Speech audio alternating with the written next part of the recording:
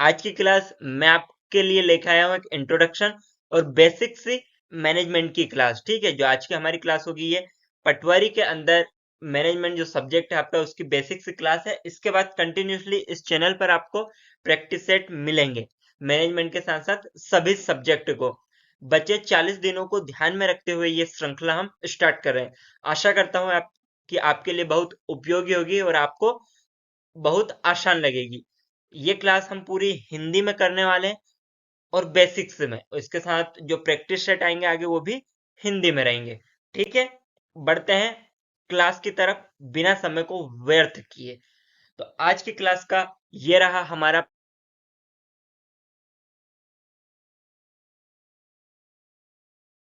पहला टॉपिक, सिद्धांत। मतलब हम नींव मजबूत कर रहे हैं इसलिए ये क्लास हम कर रहे हैं। सिद्धांत, बेसिक्स। सिद्धांत क्या है? सिद्धांत सत्य का एक मौलिक कथन है जो विचार और क्रिया को मार्गदर्शन प्रदान करता है। क्या हो गया हमारा जो सिद्धांत हो?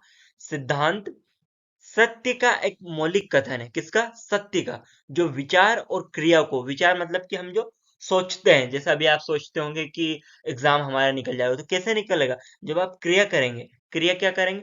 पढ़ाई लिखाई करेंगे, ठीक है, मेहनत करेंगे, हार्डवर्क करेंगे, तो वही हमें मार्गदर्शन प्रदान करता है। ये इसका सिद्धांत है। किसका? मैनेजमेंट का। ठीक है, बढ़ते हैं अगले टॉपिक की तरफ। आज की क्लास का सेकंड टॉपिक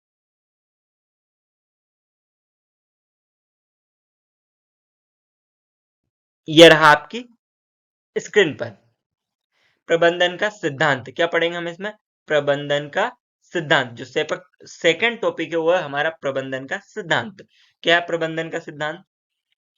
प्रबंधन के सिद्धांत व्यापक है। इसके सिद्धांत क्या है? व्यापक है, मतलब बहुत अधिक है, और प्रबंधकीय निर्णय लेने और व्यवहार के लिए बुनियादी दिशा निर्देशक प्राप्त करते हैं। वे प्रबंधन के अभ्यास का मार्गदर्शन करते हैं।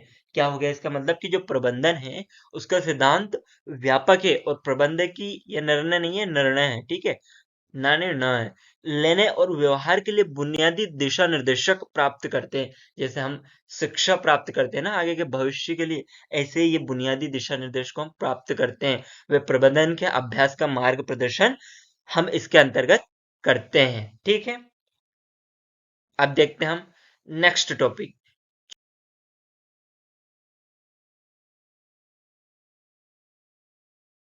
चलिए देखते हैं क्या होता है हमारा नेक्स्ट टॉपिक। ये रहा आपकी स्क्रीन पर, हेनरी फ्यूल। ठीक है, हेनरी फ्यूल 1841 से 1925, इसके अंतर्गत हम पढ़ेंगे। क्या पढ़ेंगे? उनका करियर प्रोफाइल और उनकी उपलब्धियां। जो हेनरी फ्यूल है वो कौन है, उनका नाम इस मैनेजमेंट के अंतर्गत क्यों आया है, ठीक है, उनकी प्रोफाइलिंग क्या रही है, ये सब कुछ पॉइंट में हम उनके बारे में डिटेल्स में डिस्कशन करेंगे। 1860 1860 में फ्रांस के कोयला खनन कंपनी में इंजीनियर के रूप में काम करना शुरू किया। किसने किया? हेनरी फ्यूल ने। 1860 में फ्रांस की कोयला खनन कंपनी में इंजीनियर के रूप में काम करना प्रारंभ किया। 1888 1888 में कंपनी के प्रबंध निर्देशक बने। ठीक है, 1888 में क्या बन गए? प्रबंध निर्देशक बने। अब आया आपको समझ में इनका नाम क्यों आया? प्रबंध से समझ गए ना, अब अपना मैनेजमेंट आ गया, ये मैनेजमेंट के निर्देशक बन गए। मतलब कुछ इनका मैनेजमेंट से जुड़ा है तभी इनका नाम आया है। तो क्या जुड़ा है? सामान्य प्रबंधन का जनक भी माना जाता है। ये स्लाइड आपके लिए होने वाली बहुत इंपॉर्टेंट। क्यों?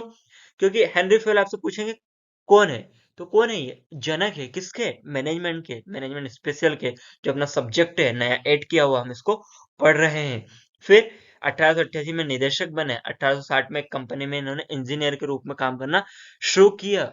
ये चीज आपको इस स्लाइड से याद रखना है। एक क्वेश्चन एक्सपेक्ट कर सकते हैं कि यहां से आपको देखने को मिल सकता है। ठीक है, बढ़ते हैं अगले टॉपिक पे। ये रहा नेक्स्ट टॉपिक आपकी स्क्रीन पर।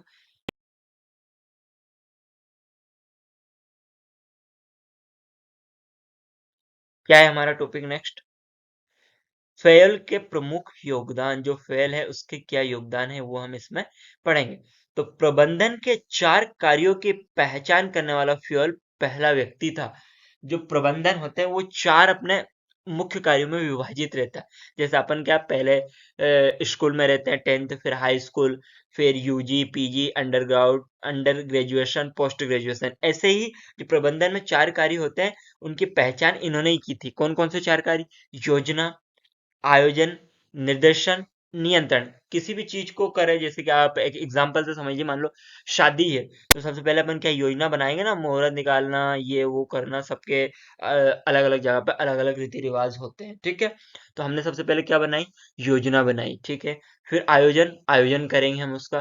फिर निर्देशन भी करेंगे ना, कि अच्छा ये होना चाहिए, ये बनना चाहिए, नहीं बनना चाहिए। और साथ में नियंत्रण भी रखेंगे कि इतने लोग आ रहे हैं तो इतने लोगों को खाने की व्यवस्था भी हम करें। ये सब कुछ प्रबंधन के अंतर्गत आता है, जिनको हम 4 मुख्य भागों में डिवाइड कर देते हैं। अपने स्वयं के अनुभव के आधार पर फेयर ने प्रशासन की अपनी अवधारणा विकसित की। स्वयं के अनुभव के आधार पर। आजकल हम स्वयं का अनुभव क्यों नहीं कर पा रहे? मोबाइल में इतने बिजी रहते हैं कि हम हमारे ऊपर कहाँ समय खर्च करें भैया। हम तो इतने बिजी, ऐसे बोलते हैं हम, अरे हम तो बिजी बिजी, समय नहीं मिलता।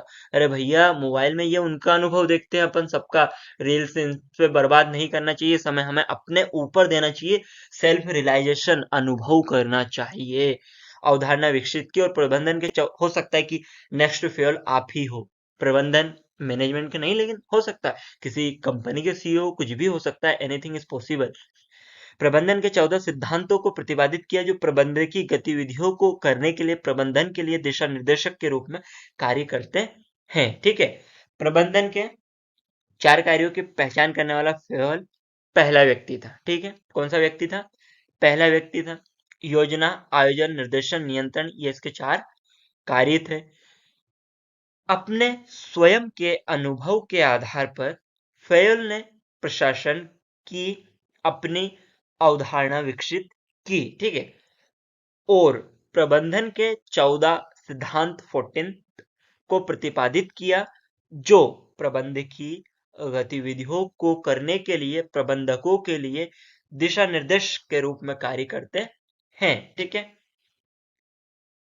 आशा करता हूँ कि आपको क्लास बहुत अच्छी लग रही होगी। ये बेसिक से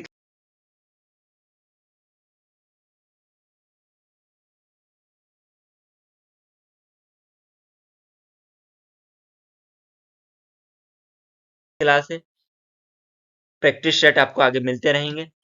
यूजफुल लगता है तो वीडियो को एक दूसरे के साथ अवश्य शेयर करें, साथ में लाइक शेयर सब्सक्राइब करना ना भूलें, और बेल आइकन भी प्रेस कर ले, ताकि अगला वीडियो जैसे अपलोड हो, नोटिफिकेशन आप तक सबसे पहले पहुंच जाए और आप अप टू डेट रहें। अब हम पढ़ेंगे कि जो जनरल मैनेजमेंट है, इसका सकारात्मक प्रभाव क्या होने वाला है, ठीक है। तो सकारात्मक प्रभाव क्या होगा? सकारात्मक प्रभाव कार्य कुशलता में सुधार करता है। सकारात्मक प्रभाव, जैसे आप भी पढ़ाई तो सब करते हैं, लेकिन सकारात्मक कब मानी जाएगी, कब मानी जाएगी? या फिर काम भी जब वहां से कुछ रिजल्ट आता है। कार्य कुशलता में सुधार, रिजल्ट क्यों नहीं आता? क्योंकि हमारा तरीका गलत रहता है। तो हमें तरीके को सही करना पड़ेगा ना, तो कार्य कुशलता में सुधार करना। विषय विशेषज्ञता की सुविधा देता है। ये विशेषज्ञता टाइपिंग मिस्टेक है, थोड़ा ध्यान रखिएगा। उत्पादन में वृद्धि करना, काम की गति गुणवत्ता को वृद्धि करना, ये सब हम इसके सकारात्मक प्रभाव के अंतर्गत हमने ये पॉइंट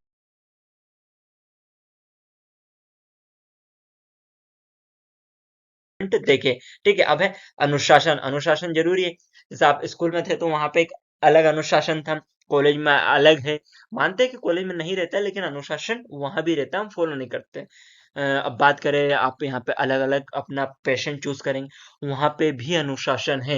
लेकिन आजकल ये बड़ा ट्रेंड चल रहा है कि हम तो अपनी मर्जी के मालिक बनेंगे। तो भैया, मर्जी का मालिक बनना, इसका ये मतलब नहीं है कि तुम बड़ी बड़ी दाढ़ी कर लो, बाल नहीं कटा रहे हो, हर कुछ पहन रहे हो, जींस टी शर्ट। मतलब जींस टी शर्ट से मेरा सेंस वो नहीं है, मतलब कि अपने काम के बीच में नहीं आना चाहिए। ऐसी कोई सी भी चीजें जिनका प्रभाव किसी और पर पड़े, अगर हम कुछ बड़ा करना चाहते हैं। क्योंकि अगर हम कुछ बड़ा करना चाहते हैं तो हमें उसके लिए अभी से अपने आप को अनुशासन में ढालना पड़ेगा। तो अभी तो दूसरे लोग हमसे देखेंगे, जैसे आप आज रतन टाटा जी को देखते होंगे, तो कितना अच्छा लगता है मतलब क्या कमी है उनके पास, लेकिन सिंपल साधारण रहते हैं, है ना। मतलब अपनी वजह से किसी को समस्या, तकलीफ, चिंतन कुछ भी नहीं होना चाहिए। अपने को साधारण जीवन जीना चाहिए। और बात अगर जीत पे आ जाए, वो एटीट्यूड वाली बात है। तो फिर क्या है, रॉयल रॉयल्स नहीं खरीदेंगे, उसका हम क्या खरीद लेंगे? शोरूम ही खरीद लेंगे, ठीक है। तो अनुशासन में क्या था? फेल के अनुसार अनुशासन के लिए सभी स्तरों पर अच्छे और निष्पक्ष समझौतों और दंड के विवेकपूर्ण आवेदन की आवश्यकता होती है। ठीक है, फेल के अनुसार ये था। आज की क्लास होती है समाप्त। यहाँ तक बने रहने के लिए धन्यवाद।